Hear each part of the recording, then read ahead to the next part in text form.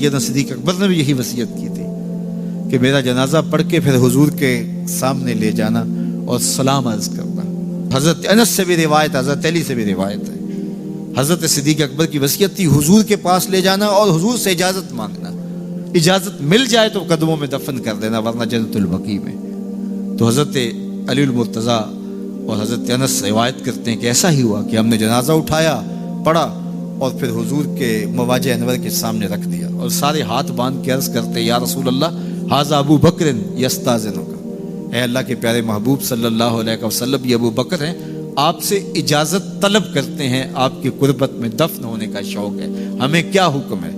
تو اس وقت حجرہ عائشہ تھا، یہ گنبد خضرا نہیں بنا ہوا تھا، صرف حجرہ تھا، اس کو تالا لگا تھا، چابی حضرت عائشہ کے پاس ہوا کرتی تھی رضی اللہ تعالی عنہ، تو تالا لگا ہوا تھا اور لوگوں نے رکھ کے یہ عرض کیا، تو پھر کیا ہوا کہ وہ تالا خود بخود کھلا، پھر کنڈی بھی خود بخود کھلی، اور پھر جو دروازہ تھا وہ خود بخود کھلا اور اندر سے آواز آئی اوصل الحبیب الی الحبیب لان الحبیب الی الحبیب مشتاق، یار کو یار سے ملا دو، یار تو پہلے یار کا انتظار کر رہا ہے۔ تو قبر انور سے یہ آواز آئی، حضور کے روضہ انور سے یہ آواز آئی، اور ہمارا عقیدہ ہے اور مسلمہ عقیدہ ہے اور تمام امت کا عقیدہ ہے کہ حضور اپنی قبر میں زندہ ہیں۔ یہ بعد میں فتنہ پیدا ہوا حضور علیہ السلام کے حوالے سے، یہ جو معاذ اللہ میری زبان وہ بوجھ نہیں اٹھاتی جو لوگ کہتے ہیں، یہ حضرت شیخ عبد الحق محدث دہلوی علیہ رحمہ نے لکھا ہے تتمہ مدارج النبوہ میں۔ آپ کہتے ہیں اللہ کا شکر ہے بہت سارے معاملات میں امت میں اختلاف پیدا ہو گئے، لیکن اللہ کا شکر ہے کہ اس معاملے میں تو کوئی اختلاف نہیں کہ حضور اپنی قبر انور میں زندہ ہیں۔ یہ حضرت شیخ نے لکھا ہے، تو اس کا مطلب ہوا کہ یہ بعد کا اختلاف ہے۔ تو حضور علیہ السلام اپنی قبر انور میں زندہ ہیں۔ حضرت ابو درداء رضی اللہ تعالی عنہ نے جب آقا کریم نے درود و سلام کی ترغیب دی تو کہا حضور جب آپ انتقال کر چکے ہوں گے تو کیا ہم اس وقت بھی آپ پہ درود پڑھیں؟ تو حضرت ابو درداء نے جب حضور سے پوچھا، ابن ماجہ کی روایت ہے، تو کہا حضور جب آپ وصال کر چکے ہوں گے تو درود و سلام اس وقت بھی جاری رکھیں؟ تو آقا کریم علیہ السلام نے ارشاد فرمایا انما حرم علی الارض ان تاکل اجساد الانبیاء فنبی اللہ حی یرزق، فرمایا ہاں بعد میں بھی میرے پر درود جاری رکھنا، اللہ نے مٹی پہ حرام کر دیا ہے کہ وہ نبیوں کے جسم کو کھائے، نبی قبروں میں زندہ ہوتے ہیں ان کو رزق دیا جاتا ہے۔ میرے حضور نے کہا نا ارسلت الی الخلق کافہ، میں تمام مخلوق کا رسول بنا کے بھیجا ہوں، تمام مخلوق کا، صرف انسانوں کا نہیں، تمام مخلوق، ارسلت الی الخلق کافہ، تمام مخلوقات کا رسول ہو۔ تو حضور مٹی کے بھی رسول ہیں، تو کیا مٹی اپنے رسول کو کھا جائے گی؟ یہ کیسے ہو سکتا ہے؟ تو مٹی کے اوپر حرام ہے، یہ لفظ ہے انما حرم علی الارض ان تاکل اجساد الانبیاء، اللہ نے مٹی پر حرام کر دیا کہ وہ نبیوں کے جسم کو کھائے۔ فنبی اللہ حی یرزق، یہ سیاستہ کی روایت پڑھ رہا ہوں، نبی اپنی قبروں میں زندہ ہوتے ہیں اور انہیں رزق بھی دیا جاتا ہے۔ اس کائنات میں جتنے بھی انسان بستے ہیں ان میں سے افضل مجد و شرف کے لحاظ سے اہل ایمان ہیں۔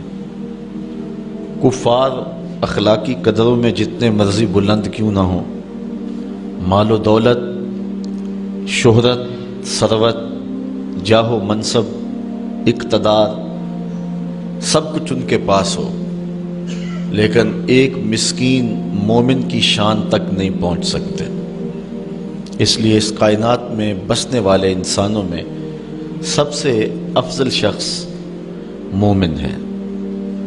اہل ایمان میں سے فضل و شرف رکھنے والے علماء اور اولیاء ہیں۔ علماء و اولیاء میں سے اغیاث اور اقطاب فضل و شرف پاتے ہیں۔ اغیاث اور اقطاب کا جہاں نقطہ عروج ہوتا ہے وہاں تابی کا مرتبہ شروع ہوتا ہے، اور جہاں تابی اپنے نقطہ کمال کو پہنچتا ہے وہاں صحابی کا کمال اور عظمتیں شروع ہوتی ہیں۔ صحابہ میں سے جو مہاجر صحابہ ہیں وہ فضیلت والے ہیں، مہاجر و انصار میں سے جو بدر میں شریک ہوئے ہیں وہ افضل ہیں، اور ان میں سے عشرہ مبشرہ جن 10 لوگوں کے لیے حضور نے جنت کی بشارت دی وہ افضل ہیں۔ ان 10 لوگوں میں 4 اصحاب افضل اور مرتبہ و مقام سے اعلیٰ ہیں، اور ان 4 میں سے سب سے افضل حضرت ابو بکر صدیق رضی اللہ تعالیٰ عنہ۔ یہ ہمارا اہل ایمان کا عقیدہ ہے۔ صحابہ کے درجے متفاوت ہیں۔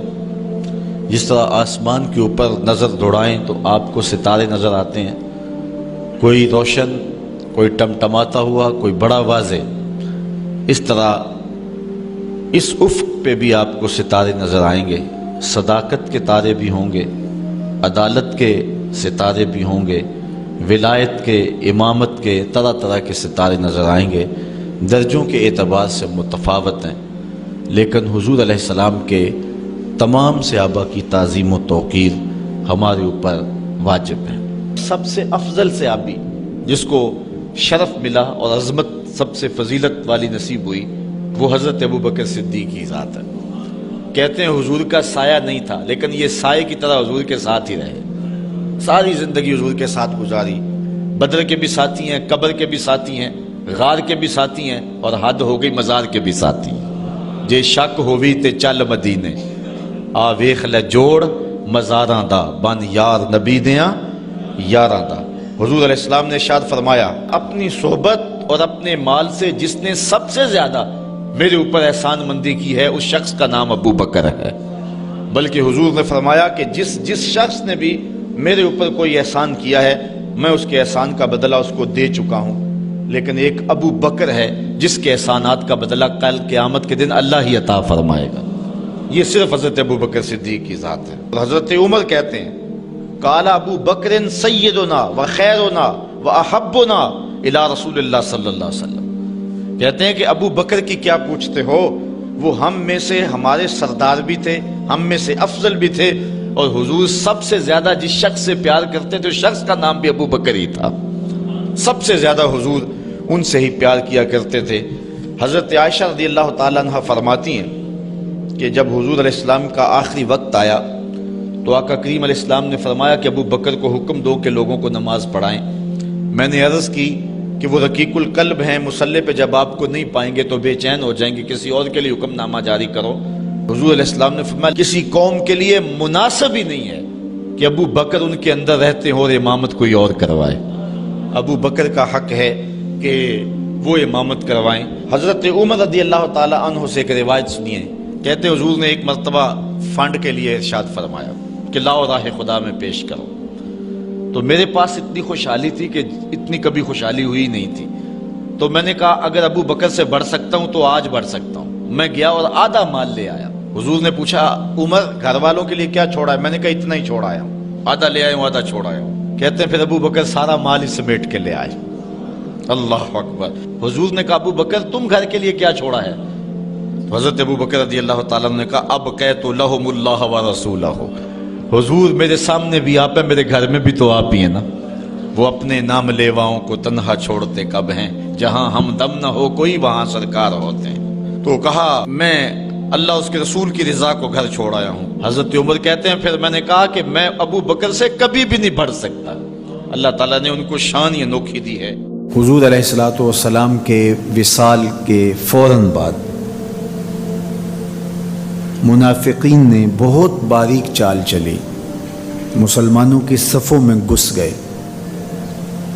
بظاہر لبادے ان کے مسلمانوں والے تھے، تو انہوں نے مسلمانوں سے کہنا شروع کر دیا لو جی کہانی ختم ہو گئی، ساری رونقیں حضور کے دم سے تھیں، نمازیں تھیں، روزے تھے، لوگ اپنے اموال کی زکوٰۃ دیا کرتے تھے، حج کا اجتماع تھا، یہ سب کچھ ختم ہو جائے گا۔ اب کون مال خرچ کرے گا؟ کس نے جان راہ خدا میں قربان کرنی ہے؟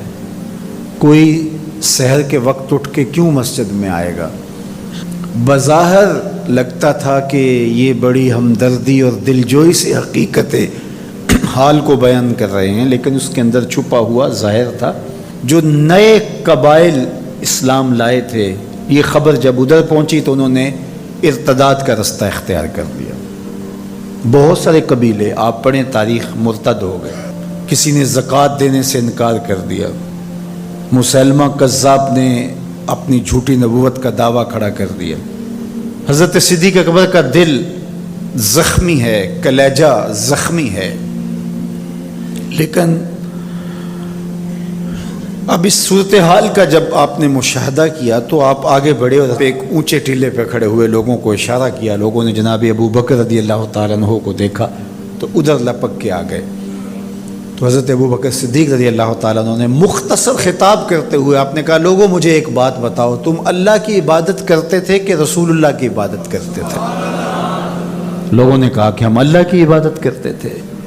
تو کہا کہ اگر تو تم رسول اللہ کی عبادت کرتے تھے تو حضور وصال کر گئے، اور اگر تم اللہ کی عبادت کرتے تھے تو وہ آج بھی حی ہے، لا یموت ہے، اسے موت ہے ہی نہیں.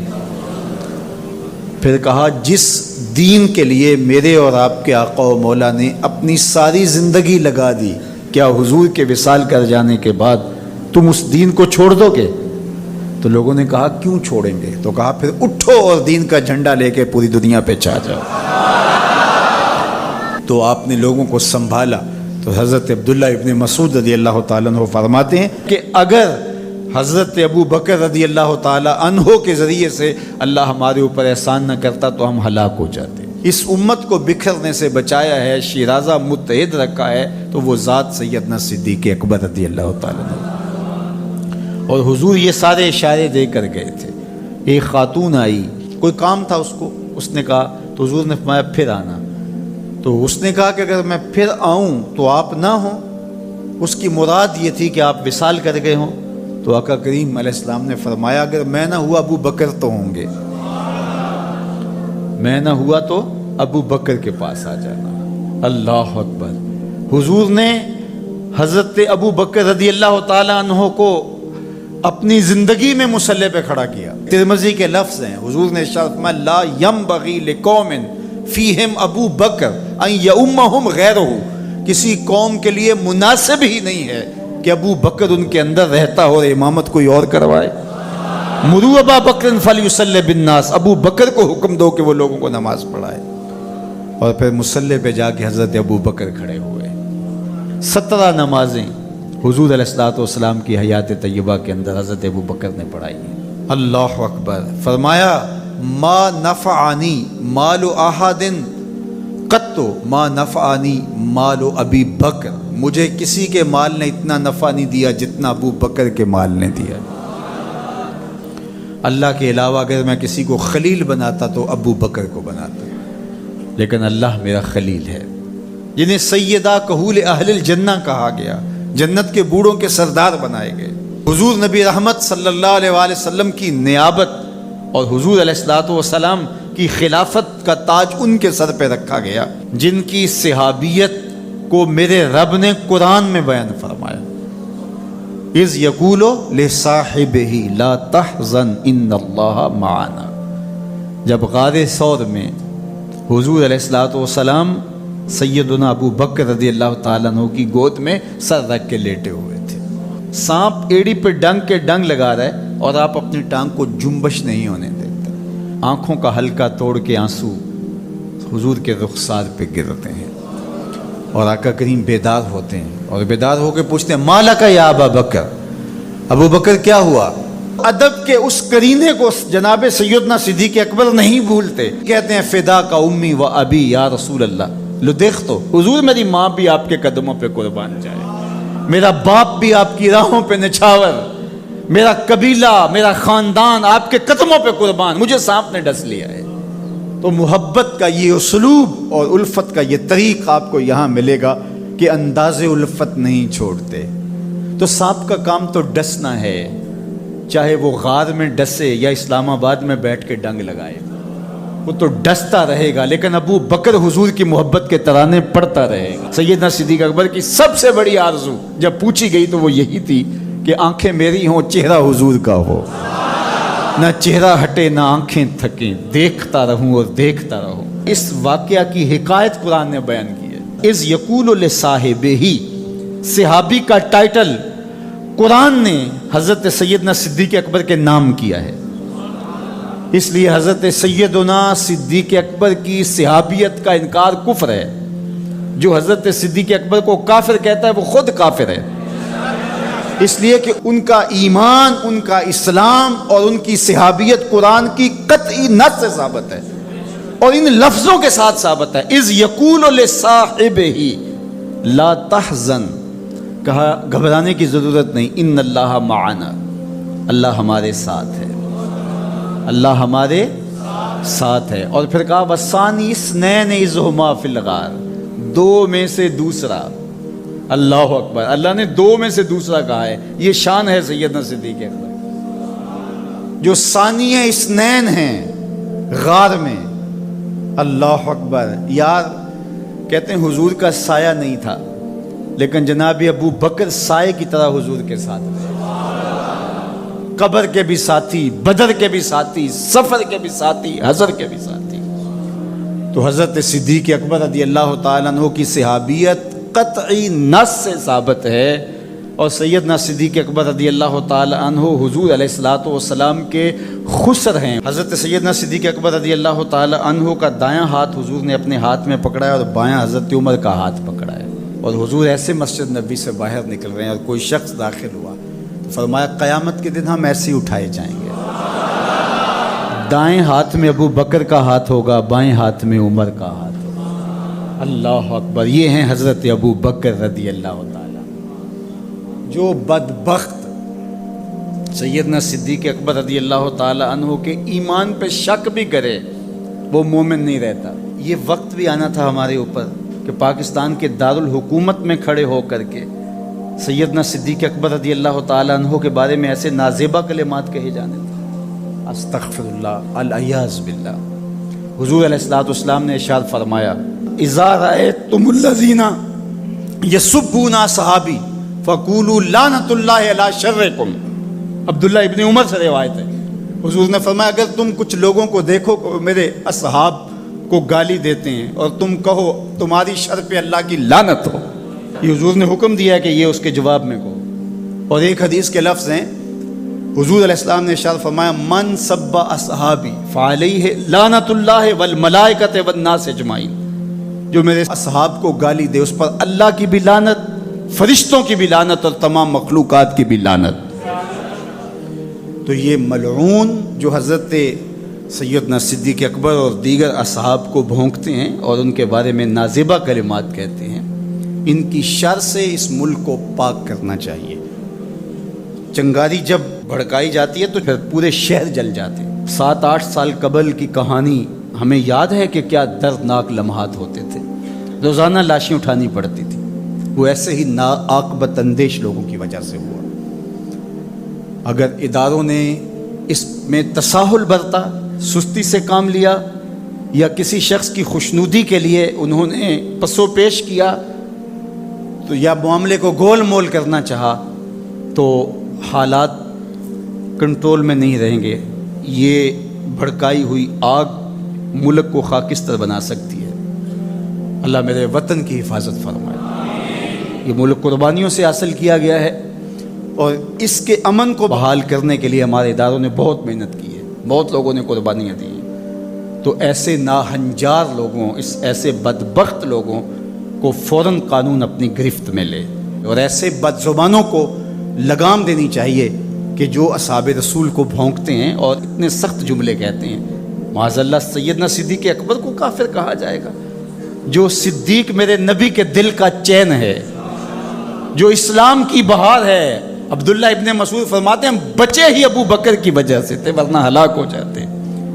جس ابو بکر رضی اللہ تعالیٰ عنہ کو حضور نے مصلی پہ کھڑا کیا، جس ابو بکر رضی اللہ تعالیٰ عنہ پہ اتنا اعتماد تھا کہ ہجرت والی رات ان کا انتخاب کیا، حضرت سیدنا عمر رضی اللہ تعالیٰ عنہ نے حضرت ابو بکر رضی اللہ تعالیٰ عنہ کا ذکر کیا اور رو پڑے اور کہا کہ ابو بکر میری زندگی کی ساری نیکیاں لے لے اور غار والی ایک نیکی مجھے دے دے۔ اور پھر کہا کرتے تھے کہ کاش کہ میں ابو بکر کے سینے کا بال ہوتا۔ ابن جوزی نے لکھا ہے کہ ہمارے بزرگ اور اسلاف جو تھے وہ ابو بکر و عمر رضی اللہ تعالی عنہما کی محبت اپنی اولاد کو یوں سکھایا کرتے تھے جیسے قرآن کی آیتیں سکھائی جاتی۔ ان کی محبت اولادوں کے سینوں میں راسخ کیا کرتے تھے۔ معمولی سی میل بھی سیدنا صدیق اکبر کے بارے میں برباد کر دیتی ہے۔ اللہ کے نبی کا ہر صحابی با کمال ہے، لیکن ابو بکر ہے۔ جے شک ہووی تے چل مدینے، جے شک ہووی تے چل مدینے، آ ویخ لے جوڑ مزاراں دا، بن یار نبی دیاں یاراں دا۔ تو ان سے ہماری محبت کا رشتہ استوار ہے۔ تو جس شخص نے بھی یہ جملہ کہا ہم اس کی مذمت کرتے ہیں۔ مذمت تو لفظ بہت چھوٹا ہے، اس کو قرار واقع سزا دیجئے۔ وہ بدترین انسان ہے روئے زمین پہ، اور اس سے کوئی روح رعایت نہ رکھی جائے تاکہ آئندہ ایسے راستے بند ہو۔ اداروں کو اس پر فی الفور نوٹس لینا چاہیے قبل اس سے کہ حالات ہاتھ سے باہر نکل جائیں اور بے قابو ہو جائیں۔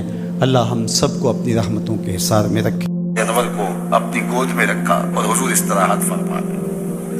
اب جب سانپ کی سانس اٹھنے لگی، وہ بھی چونکہ اس سوراخ میں ہی تھا، اور مکھ کبھی اس سوراخ سے باہر آتا کبھی اس سوراخ سے باہر آتا، جا بجا سوراخ تھے۔ تو جب اس کی سانس اٹھنے لگی اور اس نے دیکھا کہ جس راستے سے جاتا ہے مسدود پاتا ہے، تو ایک جگہ اس نے انسانی گوشت دیکھا اور اس نے ڈنگ لگایا وجود کو برقرار رکھ پائے۔ یہ کوئی تماشا لبے بام تھوڑا ہے، لیکن حضرت سیدنا صدیق اکبر نے اپنی ٹانگ کو جنبش نہیں آنے دی۔ حضرت عمر کی جو روایت اس پہ لفظ ہے مخافۃ ان یتنبہ رسول اللہ صلی اللہ علیہ وسلم، اس ڈر سے کہ کہیں حضور بیدار نہ ہو جائیں۔ لم یتحرک، اپنی ٹانگ کو حرکت نہیں آنے دی۔ لم یتحرک مخافۃ ان یتنبہ رسول اللہ صلی اللہ علیہ وسلم، اس ڈر سے کہ کہیں حضور بیدار نہ ہو جائے۔ حضور کی نیند میں خلل، سانپ نے ڈنگ لگایا اور ایڑی ہٹی نہیں، وہ پیچھے ہٹ کے ڈنگ مارتا ہے، اور حضرت ابو بکر پوری قوت سے ایڑی کو دبایا ہے۔ حضرت تصور تو کرو، عشق کی بات تو سارے کرتے ہیں، عشق ابو بکر سے سیکھو۔ یہ ہے محبت کی کہانی۔ حضرت ابو بکر صدیق نے زور سے ایڑی رکھی ہے، اور سانپ جو ہے وہ ہٹ کے ڈنگ مار رہا ہے اور زہر جسم میں سرایت کر رہا ہے، اور حضرت ابو بکر صدیق اپنی ٹانگ کو جنبش بھی نہیں آنے دیتے، اس ڈر سے کہ کہیں حضور کی نیند میں خلل نہ آ جائے۔ سارا دھیان ادھر لگ گیا کہ ٹانگ کو جنبش نہ آئے۔ بے اختیار آنسو نکل پڑے اور حضور کے چہرہ نور پہ گرے۔ دھیان چونکہ ادھر لگا تھا، آنسو ادھر سے نکلے، حضور کے رخسار پہ گرے۔ حضور بیدار ہو گئے اور حضور نے فرمایا ما لک یا ابا بکر، ابو بکر کیا ہوا؟ ابو بکر کیا ہوا؟ انسان دکھوں میں بھرا پڑا ہو، تکلیف پہ تکلیف گزر رہی ہو، اور کوئی پوچھ لے تو انسان پھٹ پڑتا ہے، بہت جلدی بولتا ہے، پھر اس کے القاب اور اس کا نام اور اس کے لیے جو بولنے کا سٹائل ہے وہ بھول جاتا ہے، وہ جلدی اپنا دکھڑا بیان کرتا ہے۔ لیکن یہاں پیار کی کہانی اتنی دل آویز ہے، اللہ اکبر۔ یہ حضرت عمر کی روایت پڑھ رہا ہوں کہ یوں ایڑی زور کے ساتھ سوراخ پہ رکھی ہے، بل پہ رکھی ہے، سانپ ہٹ کے ڈنگ لگا رہے ہیں، ساری توجہ ٹانگ کی طرف ہے کہیں ہل نہ جائے اور حضور بیدار نہ ہو جائیں، اور اچانک آنکھوں سے آنسو ٹپکے حضور کے رخسار پہ گرے۔ آقا کریم بیدار ہو کے پوچھتے ہیں ما لک یا ابا بکر، ابو بکر کیا ہوا؟ تو حضرت ابو بکر کیا بولتے ہیں لدغت فداک امی و ابی یا رسول اللہ، یا رسول اللہ میری ماں بھی آپ کے قدموں پہ قربان ہو، میرا باپ بھی آپ کے قدموں میں قربان ہو، سانپ نے مجھے ڈس لیا ہے۔ اللہ اکبر۔ ادب کے اس سٹائل کو چھوڑا، محبت کے اس انداز کو ہنگامی حالت میں بھی ترک نہیں ہونے دیا۔ گفتگو کا سلیقہ اور بات کرنے کا جو طریقہ ماضی میں تھا آج بھی اسے ہی ملحوظ رکھا اور اسی سٹائل سے بات کرتے ہیں۔ میری ماں بھی آپ کے قدموں پہ قربان، میرا باپ بھی آپ کی راہوں پہ نچھاور، حضور مجھے سانپ نے ڈس لیا ہے۔ اللہ اکبر۔ پھر حضور علیہ السلام نے فرمایا قدم اٹھاؤ. قدم اٹھایا تو آقا کریم نے اپنا لعاب دہن لگا دیا اور حضرت ابوبکر صدیق کا درد بھی جاتا رہا, زہر کے اثرات بھی ختم ہو گئے. اور جب آپ کا آخری وقت آیا تو وہ دوبارہ عہد کر آئے. اور حضرت عمر فرماتے ہیں کہ آپ کی وفات کا سبب وہی سانپ کا ڈنگ تھا. اللہ اکبر. عاشق کی موت آئی ہے اور عاشق دنیا سے رخصت ہوا ہے تو وہی لمحے دوبارہ لوٹ آئے. وہی سانپ کے جو ہے وہ زہر کا اثر سرایت کرنے لگا ہے. وہ حضرت ابو بکر کا جب آخری وقت تھا تو غار ثور کی ساری یادیں پھر تازہ ہونے لگی ہیں. اللہ اکبر. تو حضرت ابو بکر صدیق اور حضور 3 دن تک اور 3 راتیں اس غار میں رہے. اب یہ ڈھونڈتے رہے, ادھر گئے ہوں گے, ادھر رہے ہوں گے. پھر ان کے کھوجی نے کہا کہ نشان تو ادھر جاتے, اور ان کو لے کے وہ غار ثور کی طرف بڑھ گیا اور پہاڑ چڑھ گیا. غار ثور کے آگے جب گیا تو وہاں تک نشان تھے. آگے ایک جھاڑی تھی جس پر تالا جو ہے وہ جالا تن لیا تھا عنکبوت نے, مکڑی نے, اور فاختہ نے انڈے بھی دے دیے تھے. تو اب وہاں ان کا گمان ہوا کہ اگر یہاں سے اندر گئے ہوئے ہوتے تو یہ جالا ٹوٹ جاتا. تو یہ تو ممکن نہیں ہے, فاختہ تو انسانی وجود کو دیکھ کر کے اڑ جاتی ہے, تو یہ یہاں فاختہ بھی اڑتی ہوئی ہے. تو اب جنہوں نے غار ثور دیکھی ہے ان کے ذہن میں سارا نقشہ گھوم گیا ہوگا, وہ اس تصور میں گھوم رہے ہوں گے. وہ یہاں مرکز مصطفیٰ میں نہیں بیٹھے, غار ثور کے آگے بیٹھے ہوئے ہوں گے. وہ کیا منظر ہے. اللہ اکبر. تو غار اوپر سے نیچے آتی ہے اور نیچے تھانا ہے غار کا. اور جو غار کے اندر بیٹھے ہو, سامنے جو پلیٹ فارم بنا ہوا ہے اس کے اوپر چلتے پھرتے باتیں کرتے وہ سارے لوگ نظر آتے ہیں اوپر والے کو جو غار کے اندر بیٹھے. اور جو باہر ہیں ان کو غار کے اندر کچھ نظر نہیں آ رہا. ایک تو غار کے اندر اندھیرا, اور دوسری بات اگر دیکھنا بھی چاہیں تو جھک کر کے دیکھنا پڑتا ہے. اپنے نیچے جھکیں اور پھر اندر دیکھیں تو کچھ دکھائی دے گا, اور وہ نہیں دیکھ رہے تھے. تو حضرت ابو بکر صدیق رضی اللہ تعالیٰ عنہ نے جب دیکھا مشرکین چل رہے ہیں, ان کی آوازیں بھی آ رہی ہیں, تو حضور سے کہا کہ حضور یہ کیا ہوا. اذ یقول لصاحب لا تحزن ان اللہ معنا. قرآن بتاتا ہے دونوں میں سے ایک جب اس کو جب فکر لاحق ہوئی, ایک ہوتا ہے اپنی جان کا خوف, اس کو خوف کہتے ہیں, جو دوسرے کے لیے ہوتا ہے اس کو حزن کہتے ہیں. صدیق اکبر کو اپنی جان کا خوف نہیں تھا, حضور کی جان کی فکر تھی. تو اللہ کے محبوب نے فرمایا, قرآن نے اس کی حکایت کی, لا تحزن, پریشان ہونے کی ضرورت نہیں, ان اللہ معنا, اللہ ہمارے ساتھ ہے, اللہ ہمارے ساتھ ہے. بلکہ فرمایا ابو بکر تو ان 2 کے بارے میں کیا کہتا ہے جن کا تیسرا اللہ ہو. ان 2 کے بارے میں تو کیا کہتا ہے جن کا تیسرا. اور وہاں سوچتے رہے آگے کدھر گئے ہیں, آگے کدھر گئے ہیں, اور غار سامنے کدھر گئے تھے, اور حضور ان کو دیکھ رہے, ابو بکر صدیق ان کو دیکھ رہے. میرے استاد تھے, فرمانے لگے کہ حضور علیہ السلام کو دیکھنے کے لیے جھک کے دیکھنا پڑتا ہے. اس غار میں انہیں حضور تب نظر آتے اگر وہ جھک کے دیکھتے, اور اگر وہ جھک کے دیکھنے کی عادت رکھتے تو مکے میں ہی دیکھ لیتے, مکے میں ہی دیکھ لیتے. اس لیے انہوں نے جھکنا نہیں تھا, اور جو جھکنا نہیں جانتا وہ نبی کو دیکھ نہیں پاتا, اور جو جھکتا ہے بلال دیکھ لیتا ہے, عمار دیکھ لیتا ہے, ابو بکر دیکھ لیتا ہے. اللہ اکبر. تو یہ تو وہاں مکے میں نہیں دیکھ سکے. ابھی تو قرآن نے کہا نا وَتَرَاهُمْ يَنْظُرُونَ إِلَيْهِ وَهُمْ لَا يُبْصِرُونَ. محبوب یہ جو آنکھیں پھاڑ پھاڑ کے آپ کو دیکھ رہے ہیں, آپ ان کے دیکھنے کو دیکھ رہے ہیں. وَتَرَاهُمْ, آپ ان کو دیکھ رہے ہیں. يَنْظُرُونَ إِلَيْهِ, یہ آپ کو دیکھ رہے ہیں, آپ دیکھ رہے ہیں کہ یہ آپ کو دیکھ رہے ہیں. وَهُمْ لَا يُبْصِرُونَ, میں خدا ہو کے کہتا ہوں یہ نہیں دیکھ رہے. ذرا ریپل سے ذرا توجہ تو کری, قرآن مجید کے اس اسلوب کو تو ملاحظہ کیے. وَتَرَاهُمْ, آپ ان کو دیکھ رہے ہیں. کیا دیکھ رہے ہیں؟ يَنْظُرُونَ إِلَيْهِ, کہ یہ آپ کو دیکھ رہے ہیں. وَهُمْ لَا يُبْصِرُونَ, محبوب نہیں دیکھ رہے, یہ نہیں دیکھ رہے. آپ کو لگتا ہے کہ دیکھ رہے ہیں, دنیا بھی سمجھتی ہے دیکھ رہے ہیں, یہ آنکھیں پھاڑ پھاڑ کے دیکھ رہے ہیں، لیکن میں کہتا ہوں نہیں دیکھ رہے۔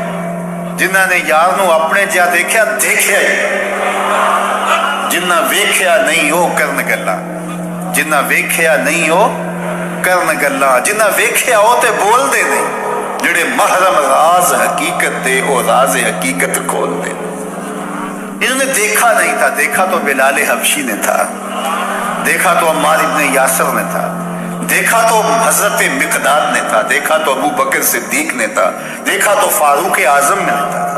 تو یہ دیکھنا ہے، تو یہ آنکھیں پھاڑ پھاڑ کے دیکھ رہے ہیں، میں کہتا ہوں یہ نہیں دیکھ رہے۔ وہ جھکتے تو دیکھتے، جو جھکنا نہیں جانتے وہ دیکھنا کیسے جانتے؟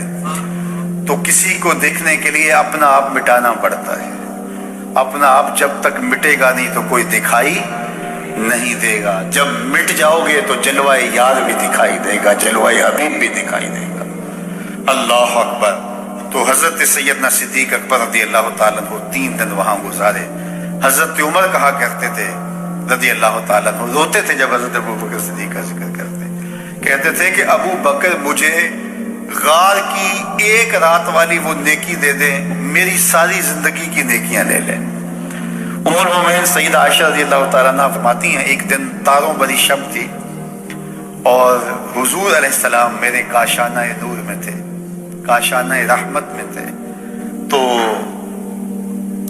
ایسے تاروں پہ نظر پڑی تو میں نے حضور سے سوال کیا، حضور تاروں جتنی نیکیاں بھی کسی کی ہوں گی؟ چمکتے ہوئے ستارے، تا حد نظر پھیلا ہوا آسمان، تو بے سختہ میں نے کہا حضور ستاروں جتنی نیکیاں بھی کسی کی ہوں گی؟ حضور نے برجستہ کہا ہاں عمر کی۔ تو کہا میرے سوال کے پیچھے ایک آرزو تھی کہ میرے باپ کا نام لیا جائے۔ بیٹی کو باپ کے ساتھ جو محبت ہوتی ہے وہ تو ایک انوکھا جہاں ہے، ایک انوکھی کائنات ہے، اور پھر باپ بھی ابو بکر ہو اور بیٹی بھی صدیقہ کائنات ہو، پھر ان کی محبت، اللہ اکبر۔ تو کہا حضور آسمان کے ستاروں جیسی نیکیاں بھی کسی کی ہوں گی؟ اور آرزو یہ تھی، کان یہ سننا چاہ رہے تھے کہ میرے باپ کا نام لیا جائے گا، لیکن حضور نے کہا عمر کی۔ تو حضرت عائشہ رضی اللہ تعالیٰ عنہ خاموش سی ہو گئی۔ خاموش اس لیے ہوئی کہ توقع کے مطابق جواب نہیں تھا، آرزو کچھ اور تھی، جواب کچھ اور ملا۔ تو حضور نے فرمایا عائشہ کیا ہوا؟ عرض کی حضور میری تو آرزو تھی کہ میرے باپ کا نام لیا جائے گا۔ کہا عمر کی عمر بھر کی نیکیاں تیرے باپ کی ایک شب کی نیکی۔ اللہ اکبر۔ اس لیے حضرت عمر رضی اللہ تعالیٰ عنہ کہا کرتے تھے کاش میں ابو بکر کے سینے کا بال ہی ہوتا، کاش میں ابو بکر کے سینے کا بال ہی ہوتا۔ اور جس نے غسل بھی نہیں کیا وہ حضرت صدیق اکبر پہ بات کرتا۔ یہ حضرت عمر کہہ رہے ہیں، وہ عمر جس کے بارے میرے حضور نے فرمایا کہ شیطان عمر کے سائے سے بھاگتا ہے، وہ عمر جس کے بارے میں ارشاد فرمایا کہ لو کان بعدی نبیا لکان عمر، میرے بعد اگر کسی کے سر پہ نبوت کا تاج سجتا تو وہ عمر کے سر پہ سجتا۔ وہ عمر جس کے بارے میں میرے اور آپ کے آقا و مولا نے ارشاد فرمایا کہ عمر چراغ اہل جنت ہے۔ لوگوں سے کہا لوگوں جب نیک لوگوں کی بات کیا کرو تو میرے عمر کی بھی بات کیا کرو، میرے عمر کا ذکر بھی چھیڑا کرو۔ وہ عمر اللہ اکبر جو مراد رسول ہے، وہ کیا کہہ رہے ہیں؟ کاش میں ابو بکر کے سینے پر اگا ہوا ایک بال ہوتا۔ یہ شان ہے سیدنا صدیق اکبر رضی اللہ تعالی عنہ۔ تو حضور علیہ الصلوۃ والسلام نے حضرت ابو بکر سے کہا ڈرنے کی ضرورت نہیں۔ اذ یقول لصاحبہ، صدیق اکبر رضی اللہ تعالیٰ عنہ کی صحابیت ثابت ہے قرآن کی قطعی نص کے ساتھ۔ جب اپنے صاحب سے کہا، صحابی سے کہا لا تحزن ان اللہ معنا، اللہ ہمارے ساتھ ہے۔ اللہ اکبر۔ یہ تھا غار کا ساتھ، اور اقبال کہتا ہے ثانی اثنین و غارو بدر و قبر۔ اب بدر کی کہانی آئے۔ بدر میں 313 صحابہ کو لے کر حضور آئے جب کفار 1000 کے لشکر جرار کو لے کے پہنچے، تو حضور کے لیے ایک چھپر بنایا گیا، عریش، وہ لکڑیوں کا ایک سایہ کیا گیا، اور وہاں حضور کو بٹھایا گیا کہ کوئی ضرر نہ حضور کو پہنچے، جنگ کا گمسان پڑے تو کوئی حضور تک نہ پہنچے۔ تو حضور یہاں آرام کریں گے، یہاں ٹھہریں گے، یہاں سے حضور کمان کریں گے۔ وہ آج جنگ میں ہوتا نا کنٹرول روم، वो हुजूर का बनाया गया। अब हुजूर का पहरा कौन दे? तो सारे लोग जाने वारने आए थे ना, सारे लोग जाने वारने आए थे, कोई भी बुज़दिल नहीं था, कोई भी कमजोर नहीं था। लेकिन अब हुजूर का पहरा कौन दे? तो कोई आगे नहीं बढ़ रहा, हजरत अबू बकर बढ़े रज़ी अल्लाह ताला। इसका क्या मतलब? ये हजरत अली से पूछिए। मस्जिद कूफा में बैठे हैं, मिंबर पे खुतबा दे रहे हैं, लोगों का हुजूम है। अय्युहन्नास मन अशजाउ फी हाज़िहिल उम्मा, मन अशजाउ हाज़िहिल उम्मा, ऐ लोगों बताओ इस उम्मत में सबसे बहादुर शख्स कौन है? बरजस्ता लोगों ने कहा या अली आप ही। हज़रत अली फरमाया नहीं, इस उम्मत में सबसे बहादुर शख्स का नाम अबू बकर है। सबसे बहादुर शख्स का नाम बकर। लोगों ने कहा वो कैसे? आप असदुल्लाह हैं, शेर खुदा हैं, फातिह खैबर है, तो सबसे बहादुर शख्स अबू बकर। तो हज़रत अली फरमाने लगे, जब हुजूर ने कहा ना, जब हुजूर को मस्जिद अरीश में वो छप्पर के नीचे, उस अरीश के नीचे हुजूर को जगह तैयार की गई और वहाँ हुजूर तशरीफ फरमा हुए, तो कहा गया कौन हुजूर का पहरा देगा? तो कोई आगे नहीं बढ़ रहा था। इसलिए नहीं कि कोई जान नहीं देना चाहता था, ड्यूटी बड़ी हसास थी। कोई मुझे काट के आगे ना बढ़ जाए। एक था कोई मुझे मार के आगे जाएगा ना, तो जाएगा तो सही। तो ये सारे कह रहे थे कोई मुझे काट के आगे ना बढ़ जाए और कीमती हसास सरमाए को नुकसान ना पहुंचे, जाने रहमत आलम को नुकसान ना पहुंचे। अल्लाह अकबर। लेकिन हजरत अबू बकर आगे बढ़े, कहा मैं पहरा दूंगा, यानी कोई मुझे काटेगा तो आगे जाएगा, मेरी तलवार तोड़ेगा तो आगे जाएगा। तो कहा इस उम्मत का सबसे बहादुर शख्स अबू बकर है रज़ी अल्लाह ताला। फिर जंग बदर के अंदर जिस तरह हुजूर अलैहिस्सलाम पर कैफियत तारी हुई, हुजूर अल्लाह की बारगाह में दुआ मांगते हैं, और ऐसी दुआ आज तक किसी ने नहीं मांगी जो मेरे हुजूर ने मांगी। अल्लाहुम्मा इन तुहलिक हाज़िहिल असाबा लम तुबत फिल अर्दि अबदा। ऐ अल्लाह अगर ये 313 ना रहे, कयामत तक तुझे भी खुदा कोई नहीं कहेगा। और हुजूर इस कदर हाउसारी करते हैं कि हुजूर की चादर सर से ढल के कंधों पे, कंधों से मुबारक पीठ पे आ जाती है, और हजरत अबू बकर फिर उठा के सर पे रखते हैं, कहते हस्ब होगा, हुजूर बस करो, अल्लाह मदद करेगा। लेकिन हुजूर इल्हाव जारी किए जा रहे हैं, ऐ अल्लाह इस धरती पे तेरे नाम लेवा यही है, अगर ये ना रहे तो कयामत तक तुझे भी कोई खुदा नहीं कहेगा। और हुजूर इल्हाव जारी किए जा रहे हैं। हजरत अबू बकर सिद्दीक बार बार चादर सर पे रखते हैं। फिर अचानक हुजूर मुस्कुराए, अबशर या अबू बकर, अबू बकर बशारत, तो वो जिब्रील आ गए हैं, अल्लाह की मदद लेकर आ गए। अल्लाह अकबर। तो बदर में हजरत अबू बकर सिद्दीक हुजूर की कुर्बत में रहे, गार में हुजूर की कुर्बत में रहे। और इकबाल ने तीसरी बात कही, सानिए इसनैन गारो बदरो कब्र। जब आखिरी वक्त आने लगा तो हजरत सिद्दीक अकबर ने हजरत अली को बुलाया, अली इज़ा अना मित्तु, अली जब मैं फौत हो जाऊं। खतीब बगदादी ने लिखा है, इमाम सयूती ने लिखा है, बाकी लोगों ने लिखा है, हजरत अनस से भी रिवायत है, हजरत अली से भी, जब मैं फौत हो जाऊं तो मुझे उन हाथों से गुस्ल देना जिन हाथों से हुजूर को दिया था। अल्लाह अकबर। और फिर मेरा जनाजा पढ़ना और हुजूर के रोज़े पे ले जाना, देखना कोई इशारा मिल जाए तो अंदर दफन कर देना, वरना जन्नतुल बकी में तदफीन कर दीजिए। हजरत अली रज़ी अल्लाह ताला अन्हु फरमाते हैं, हजरत अनस कहते हैं कि विसाल हो गया, फजा अली मुस्तरजियान, हजरत अली आए इन्ना लिल्लाहि व इन्ना इलैहि राजिऊन पढ़ते हुए, और रुख से कपड़ा उठाया। अल्लाह अकबर। गोरी सोई सेज पे मुख पे डाले खेस। अल्लाह अकबर। चल खुसरो तू देश अपने, सांस चली परदेस। जा अली मुस्तरजियान इन्ना लिल्लाहि व इन्ना इलैहि राजिऊन पढ़ा और कहा अल-यौम इनक़तात खिलाफतुन नबुव्वा, हुजूर की खिलाफत आज हमसे रुखसत हो रही है। और फिर गुस्ल दिया, फिर जनाजा पढ़ा। गुंबद खजराबाद में बना है, कुब्बा अनवराबाद में बना, उस वक्त हुजरा था, उसको दरवाजा लगा था, दरवाजे को ताला लगा के रखा जाता था, जरूरत के वक्त खोला जाता था। फिर जनाजा उठा के हुजूर के रोजे के सामने रख दिया। सब सहाबा मौजूद हैं। हजरत अनस से रिवायत है कि लोगों ने हुजूर पे दरूद पढ़ा और कहा या रसूल अल्लाह सल्लल्लाहु अलैहि वसल्लम हाज़ा अबू बकर यस्ताज़िनुका, ये अबू बकर हैं, आपकी कुर्बत में दफन होने की आरजू रखे, इनका जनाजा हाजिर है। اللہ اکبر مزہ مرن دا انج آندا میت یار دے بوئے تے پئی ہوئے میت یار دے بوئے تے پئی ہوئے یوں حضرت ابوبکر صدیق کی لاش ہے پڑی صحابہ ہاتھ باندھے کھڑے ہیں حضور پہ درود پڑھتے ہیں اور ساتھ بولتے ہیں یا رسول اللہ ھذا ابو بکر یستاذن کا یہ ابو بکر ہیں آپ کی غربت میں دفن ہونے کی تمنا لیے حاضر ہے کیا حکم ہے اور منتظر کھڑے ہیں راوی کہتا ہے خطیب بغدادی نے لکھا ہے امام سیوطی نے لکھا ہے خاتم المحدثین امام سیوطی لکھتے ہیں کفایت الطالب اللبیب فی خصائص اللبیب میں کہ جب یوں ہاتھ باندھے انتظار کر رہے ہیں پھر کیا ہوا کہ تالا خود بخود کھلا پھر خود کھل کے گرا پھر کنڈی کھلی پھر دروازہ کھلا اور اندر سے آواز آئی اوصل الحبیب الی الحبیب لأن الحبیب الی الحبیب مشتاق یار کو یار سے ملا دو یار پہلے ہی یار انتظار کر رہا ہے جے شک ہوئی تے چل مدینے جے شک ہوئی تے چل مدینے آ تک لے جوڑ مزاراں دا بن یار نبی دیاں